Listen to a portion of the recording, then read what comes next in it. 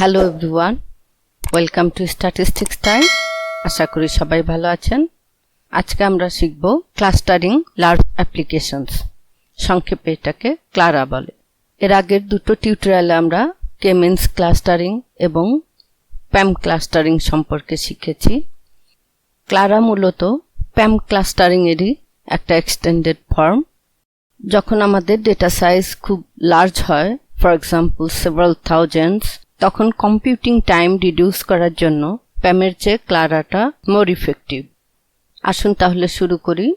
আমরা আর কনসোলটাকে একটু বড় করে নিই এবং জুম করে নিই। এই মুহূর্তে আমাদের হাতে কোনো লার্জ ডেটা সেট নেই, যার কারণে আমরা অ্যাক্সেস আর্টিফিশিয়াল ডেটা রেডি করে নেই। প্রথমে set.sit দিয়ে নিই, উইদিন ব্র্যাকেটে 1 2 3 4 দিই। এবার আমরা ডেটা জেনারেট করে নেই, যেখানে ডেটাগুলি দুটো ক্লাস্টারে ডিভাইড থাকবে।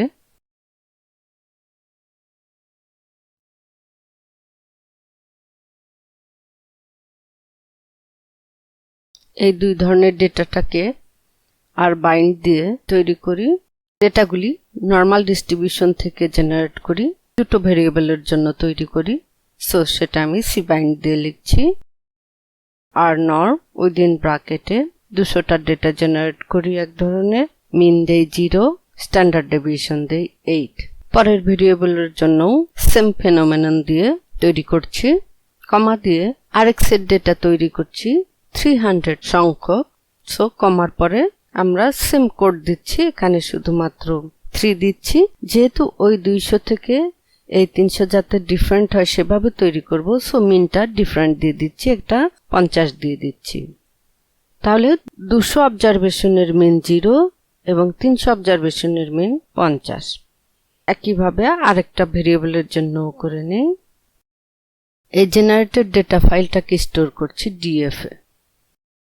এবার এই জেনারেটেড ডেটার কলাম এবং রো এর নাম দিয়ে দিই।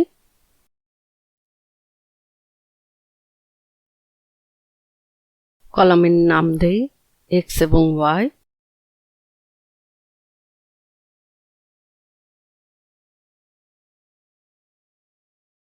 রো এর নাম দেই S1 S2 S3 and so on।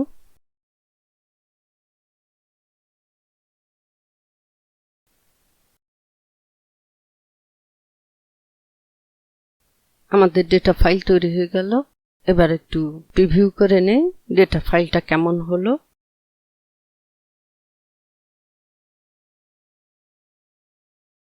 Head লিখে উইদিন ব্র্যাকেটে ডেটা ফাইলের নাম দিচ্ছি। প্রথম 6টা দেখতে চাই, সো এনরো ইকুয়াল টু 60 রান করছি। সো এই হচ্ছে আমার ডেটা ফাইলের ভ্যালুগুলি। এখানে প্রথম 6টা শো করছে। কলামের নাম দিয়েছি এক্স এবং ওয়াই। এখানে এক্সেও 500টা অবজারভেশন আছে এবং ওয়াইয়েও 500টা অবজারভেশন আছে। এই এক্স এবং ওয়াই এই দুটো ভেরিয়েবলের আলোকে আমরা এখন ক্লাস্টার তৈরি করব। আজকের টিউটোরিয়ালে ক্লাস্টার এবং ফ্যাক্টো এক্সট্রা এই দুটি প্যাকেজ প্রয়োজন হবে। যাদের ইনস্টল করা নাই তারা ইনস্টল করে নিন।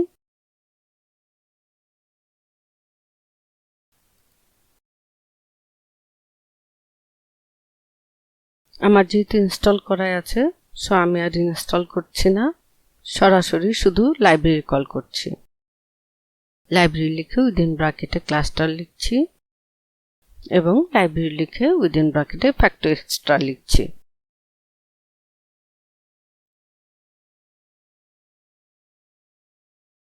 নাও আমরা যেহেতু নিজেরাই ডেটাটা জেনারেট করলাম, সো আমরা জানি এখানে যে দুটো ক্লাস্টার হবে, কিন্তু আমরা সাধারণত আনসুপারভাইজড ডেটাকে ক্লাস্টারিং করে থাকি।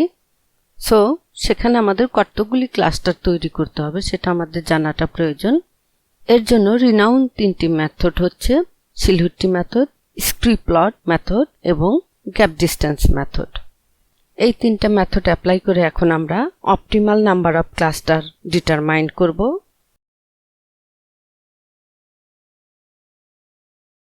এভরিস এনবি ক্লাস্ট ফাংশনের মাধ্যমে এটা ডিটারমাইন করব। উইদিন ব্র্যাকেটে ডেটা ফাইলের নাম দিচ্ছি ফাংশন দিচ্ছি ক্লারা, অর্থাৎ কোন ফাংশন ইউজ করে আমরা এই ক্লাস্টারিংটা তৈরি করব। কমা দিয়ে অপটিমাল নাম্বার ডিটারমাইনের মেথডের নাম দিই। প্রথমে শিলহুডটি দিই,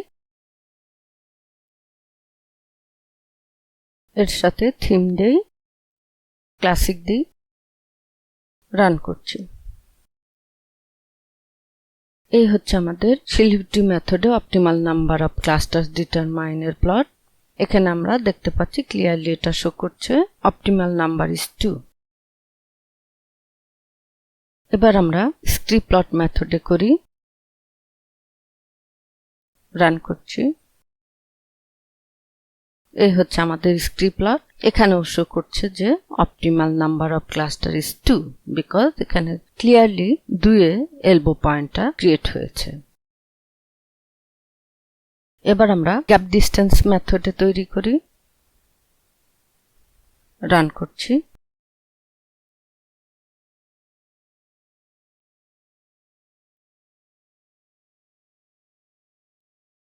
এই হচ্ছে আমাদের গ্যাপ ডিস্টেন্সের প্লট। এখানেও আমরা ক্লিয়ারলি দেখতে পাচ্ছি optimal number of cluster is 2। তাহলে এবার আমরা ক্লাস্টারটা তৈরি করে ফেলি।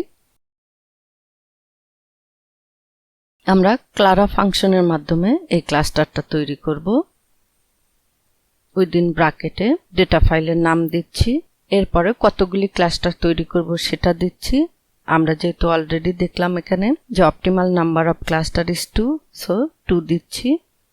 ক্লারা মেথডটা মূলত বিগ ডেটা ফাইল থেকে সাবস্যাম্পল নিয়ে সেখানে প্যাম ক্লাস্টারিং তৈরি করে। এভাবে সেভারাল টাইমস এটা সাবস্যাম্পলিং করে সেই ইনফরমেশনগুলির বেসিসে ক্লাস্টারিং তৈরি করে থাকে। সো কতগুলি স্যাম্পল নিয়ে এই রিপিটেশনটা করবে সেটা আমাদের দিয়ে দিতে হবে। সো samples equal to 50 দিই, pam like equal to true দিই, অর্থাৎ pam ফাংশন ইউজ করে আমরা এটা করব। এটাকে স্টোর করছি মাই ক্লাস্টারে, রান করছি। এই মাই ক্লাস্টারে কি কি ইনফরমেশন বা কম্পোনেন্টস আছে সেটা দেখে নিই।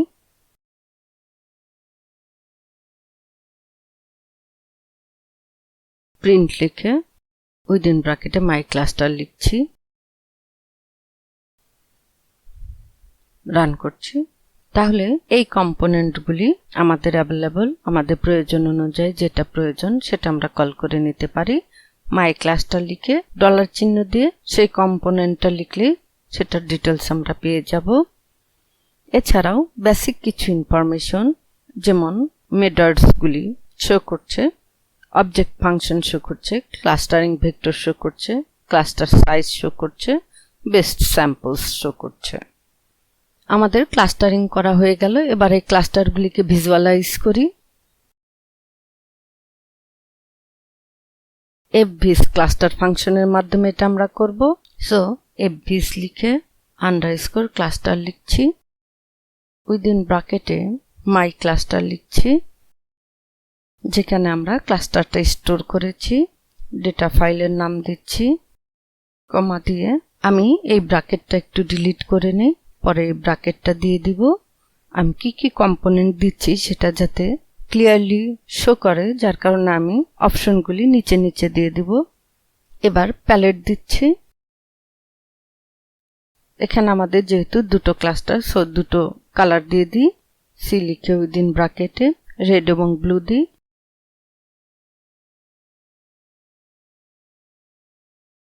প্লটিং ক্যারেক্টারগুলি কিভাবে শো করবে সেটা দিয়ে দিই।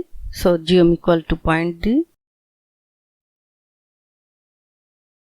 ক্লাস্টারগুলিকে মোর ভিজুয়ালাইজ করার জন্য ইলিপস টাইপ দিয়ে দিই।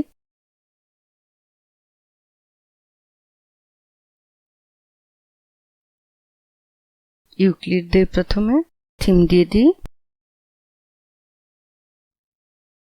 থিম আন্ডারস্কোর বিডব্লিউ দিই। প্লটিং এর অপশনগুলি দেওয়া হয়ে গেল। এবার ব্র্যাকেট ক্লোজ করে রান করছি। এই হচ্ছে আমাদের ক্লাস্টার প্লট।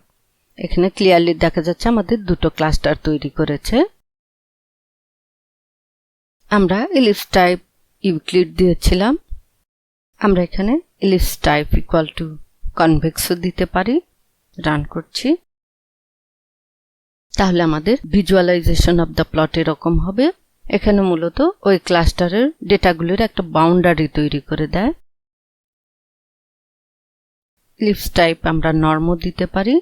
এবার নর্ম দিয়ে রান করি। তাহলে আমাদের ক্লাস্টার প্লটটা এভাবে শো করবে। এবারে আমরা জাস্টিফাই করে নিই যে আমাদের ক্লাস্টারিংটা প্রপারলি হলো কিনা। শিলহুট্টি মেথডের মাধ্যমে এটা আমরা জাস্টিফাই করতে পারি। উইদিন ব্র্যাকেটে মাই ক্লাস্টার লিখে $চিহ্ন দিয়ে ক্লাস্টার দিচ্ছি, কমা দিয়ে ডিস্ট লিখে উইদিন ব্র্যাকেটে ডেটা ফাইলের নাম দিচ্ছি। এটাকে আমি স্টোর করছি cl.shil নামে। রান করছি।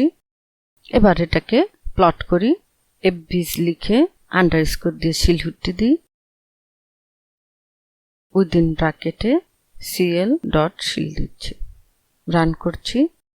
এখানে আমরা দেখতে পাচ্ছি শিলহুট্টি মেথডে দুটো ক্লাস্টার তৈরি করেছে।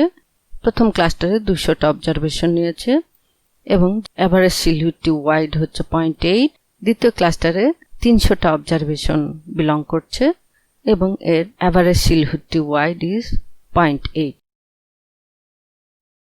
এটার গ্রাফিক্যাল ভিউ হচ্ছে এটা। এখানে শো করছে এভারেজ শিলহুট্টি ওয়াইড ইজ 0.8।